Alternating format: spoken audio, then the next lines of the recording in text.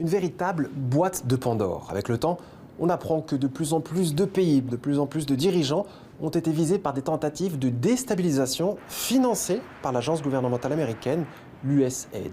Une organisation qualifiée de criminelle par le président serbe. Parmi les actions financées par l'USAID figurent les plus récentes manifestations antigouvernementales en Serbie. Je suis littéralement stupéfait de voir combien d'argent a été investi dans mon renversement. Je veux dire, 1,5 milliard a été envoyé de l'étranger au cours des 10 dernières années. Mais quand j'ai commencé à compter, j'ai découvert qu'il s'agissait de 3 milliards d'euros. La décision de Donald Trump d'avoir mis fin à cette organisation a été saluée par de nombreux dirigeants à travers le monde, dont Viktor Orban. Fidèle parmi les fidèles, le Premier ministre hongrois estime lui aussi avoir été la victime d'entreprises malveillantes.